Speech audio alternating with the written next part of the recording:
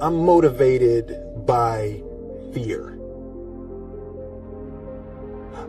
That fear of fear. I hate being scared to do something. Very simple. This is what I believe, and I'm willing to die for it. Period. You can't be scared to die for the truth. The truth is the only thing that's ever going to be constant. And you can't fear what might happen to you if you were to tell the truth. Because what happens to you if you don't tell the truth is worse than telling the truth will ever be. The first step before anybody else in the world believes it is you have to believe it. There's no reason to have a plan B because it distracts from plan A. And I think psychologically, the advantage that gives me over a lot of people that I have been in competition with in different situations is it's difficult to take the first step when you look how big the task is. The task is never huge to me. It's always one brick. I believe, and I learned very young, that you don't try to build a wall. You don't set out to build a wall. You don't say, I'm going to build the biggest, baddest, greatest wall that's ever been built. You don't start there. You say, I'm going to lay this brick as perfectly as a brick can be laid. There will not be one brick on the face of the earth that's going to be laid better than this brick that I'm going to lay in this next 10 minutes. And you do that every single day, and soon you have a wall. I've never really viewed myself as particularly talented. Where I excel is ridiculous, sickening work ethic. You know, while the other guy's sleeping, I'm working. While the other guy's eating, I'm working. The separation of talent and skill is one of the greatest misunderstood concepts for people who are trying to excel, who have dreams, that want to do things. Talent you have naturally. Skill is only developed by hours and hours and hours of beating on your craft. I always knew that I could work hard enough. There wasn't an issue with discipline, or there wasn't an issue with the ability to sacrifice or the willingness to sacrifice. There's no easy way around it. No matter how talented you are, your talent is going to fail you if you're not skilled. You know, if you don't study, if you don't work really hard and dedicate yourself to being better every single day. This one year, my father had his shop, and he decided for whatever reason that he wanted a new wall on the front of his shop. So he tore down probably about 16 feet high and probably about 30 feet long. He just completely tore the wall down, and my brother and I had to dig a 6-foot hole. For the foundation. We would mix in the concrete by hand. A year and a half. We were building this wall for a year and a half. Every day after school, we would come and mixing concrete, putting it in the hole, doing it, and it was just myself and my little brother. And I remember standing back, looking at that wall, saying, there's going to be a hole here forever. A year and a half later, we laid the final brick, and my father stood back with my brother and I know he planned this. He says he didn't, but I know he had been planning this and writing this for his for the past 2 years.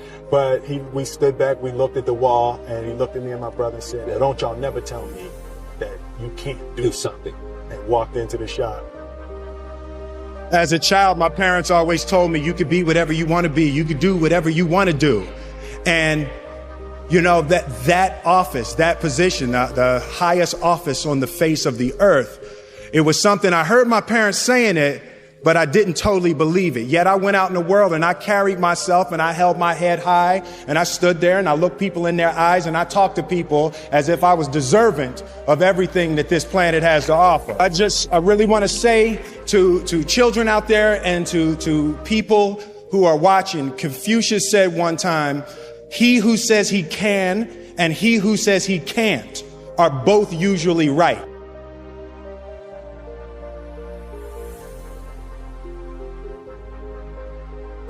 having the opportunity to study greatness. And anytime you have that opportunity, there are certain intricacies that will make clear who you are. It becomes that much more clear who you are. The definition of who I am is very clear to me, and it also redefines who I want to be. In that, I know for a fact that I'm stronger than I thought I was. You know, you can't help but ask yourself the question, what would I do if I was in Muhammad Ali's shoes? I'm not the best at anything. You know what I mean? Eddie Murphy is funnier than I'll ever be. Denzel is more powerful than I'll ever be. I think that my strength is I can do everything well. You know, I can do a little bit of everything, and that's what I concentrate on to be my strength. I'll never be able to compete with Denzel. I enjoy connecting with people and ideas, and you know, I have a mission statement. So every year for probably the past 10 years, I've worked out a mission statement for myself.